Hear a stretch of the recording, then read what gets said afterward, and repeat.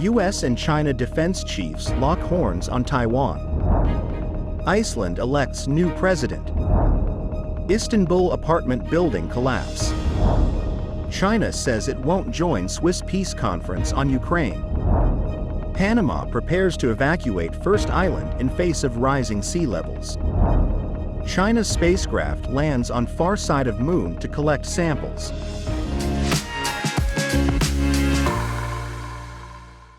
Hello, I'm Johnny. Thank you for joining us on Funday News. It's Monday, June 3rd, and here are your top stories.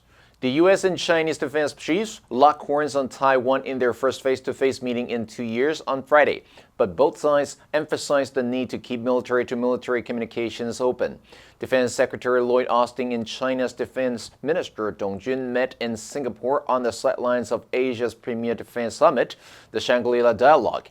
The Philippines president was to give a speech at the meeting later in the day that was expected to touch on sensitive South China Sea claims. The U.S.-China relationship is expected to loom over the dialogue, as are the wars in Ukraine and Gaza and the South China Sea tensions. U.S. Air Force Major General Patrick Ryder said in a statement that during the meeting with Dong, Austin expressed concern about Chinese military activity near Taiwan, including after the island's presidential election and the inauguration of President Lai Ching-te this month. The U.S. approach to Taiwan violates commitments made by the United States and sends the wrong signal to separatist forces in Taiwan. However, both sides emphasized the importance of keeping military-to-military ties open. The two sides also discussed the South China Sea and the conflicts in Ukraine and Gaza. Later on Friday, the spotlight shifts to Philippine President Ferdinand R. Marcos Jr., who is expected to discuss the legal and geopolitical position of the Philippines on the South China Sea and note the importance of the waterway to global trade. Iceland's National Broadcast Service reported that Hala Tomasdottir, a businesswoman and investor, has won Iceland's presidential election, topping a crowded field of candidates in which the top three finishers were women. Tomasdottir, 55, campaigned as someone who was above party politics and could help open discussions on fundamental issues, such as the effect of social media on the mental health of young people, Iceland's development as a tourist destination, and the role of artificial intelligence. She will take office on August 1st, replacing President Gudni T.H. Jonathan, who did not seek re-election after 2 4-year terms. Tomasdottir was elected to the largely ceremonial post with 34.3% of the vote, defeating former Prime Minister Katrín Jakobsdóttir, 25.2%, and Hala Hrunt Lagadóttir, 15.5%. Iceland, a Nordic island nation located in the North Atlantic, has about 384,000 people and a long tradition of electing women to high office. Vigdís Finnbogadóttir was the first democratically elected female president of any nation when she became Iceland's head of state in 1980. The country has also seen 2 women serve as prime minister in recent years, providing stability during years of political turmoil.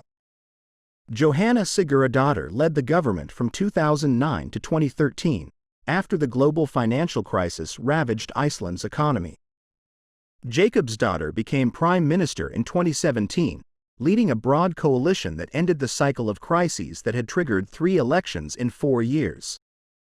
She resigned in April to run for president. An apartment building collapsed in the Turkish city of Istanbul on Sunday, killing 1 person and injuring 8. The collapse renewed fears about the resilience of buildings in a city prone to earthquakes.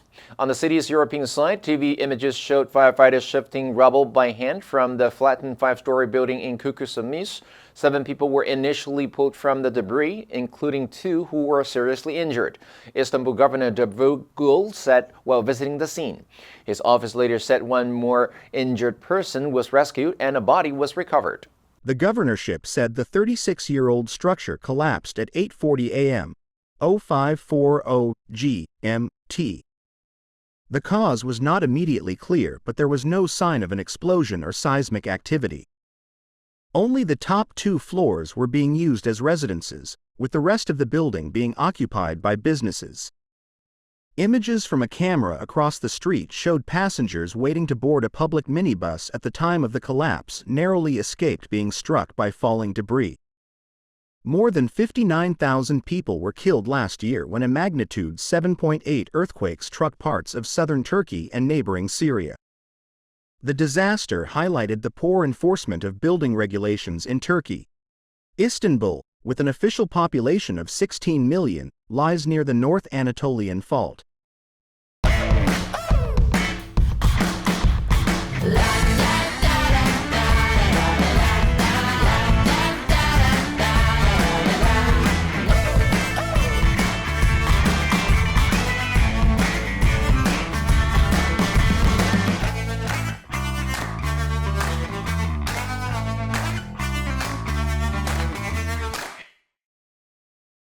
The Chinese Foreign Ministry said on Friday that China will not attend a Ukraine peace conference in Switzerland next month because it does not meet its expectations, which include both Russia and Ukraine taking part. Switzerland is seeking a broad-based turnout from different parts of the world for the summit in mid-June, which Bern hopes will lay the groundwork for a peace process in Ukraine.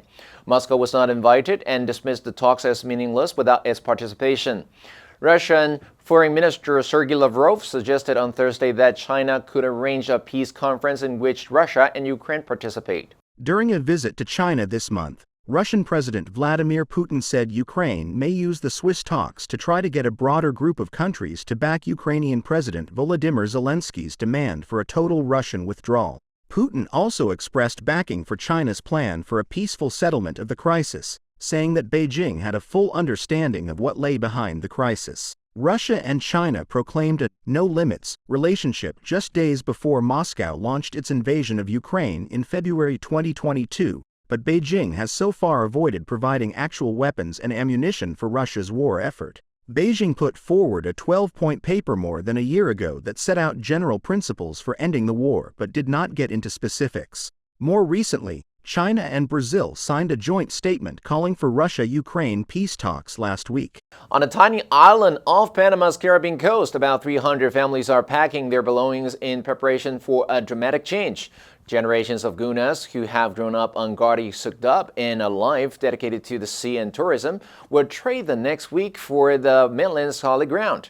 The Gunas of Gardi Sugdub is the first of 63 communities along Panama's Caribbean and Pacific coast that government officials and scientists expect to be forced to relocate by rising sea levels in the coming decades. An official with Panama's Ministry of Housing said that some people have decided to stay on the island until it's no longer safe, without revealing a specific number. Authorities won't force them to leave, the official said, on condition of anonymity to discuss the issue. Gardi Sugdub is one of about 50 populated islands in the archipelago of the Guna-Yala territory. It is only about 366 meters long and 137 meters wide. From above, it's roughly a prickly oval surrounded by dozens of short docks where residents tie up their boats. Every year, especially when the strong winds whip up the sea in November and December, water fills the streets and enters the homes. Climate change isn't only leading to a rise in sea levels, but it's also warming oceans and thereby powering stronger storms. The Gunas have tried to reinforce the island's edge with rocks, pilings, and coral, but seawater keeps coming. The Associated Press reported that a Chinese spacecraft landed on the far side of the moon Sunday to collect soil and rock samples that could provide insights into differences between the less explored region and the better-known near site. The China National Space Administration said the landing module touched down at 6:23 a.m. Beijing time in a huge crater known as the South Pole at King's Basin. The moon program is part of a growing rivalry with the U.S., the leading country in space exploration, as well as with Japan and India. The mission is the sixth in the Chang'e Moon Exploration Program, which is named after a Chinese moon goddess. It is the second design to bring back samples, following the Chang'e 5, which did so from the near side in 2020. China has put its space station in orbit and regularly sends crews there. The emerging global power aims to put a person on the moon before 2030, which would make it the second nation after the United States to do so. In China's current mission, the lander will use a mechanical arm and a drill to gather up to 4.4 pounds of surface and underground material for about 2 days. The answer for last Friday is D, prominent. She was prominent in the fashion industry. Did you answer correctly? Now let's delve into the news of China says it won't join Swiss peace conference on Ukraine. Number 1. Groundwork. 基础工作，准备工作。Officials are laying the groundwork for a summit conference of world leaders. Number 2, specifics. 详细细节。Okay, that's the broad plan. Let's get down to the specifics. Number 3, ammunition. 弹药，辩论中可攻击对方的资讯事实。The letter gave her all the ammunition she needed. Next, we have a multiple choice question for everyone to practice. Which answer would you choose? You can write your answer in the comment section. The correct answer will be announced tomorrow. And that's all for today's Funday News. Be sure to tune in to Funday News from Monday to Friday and click the link below to join Funday for free. I'm Johnny Wu, your host. I will see you next time.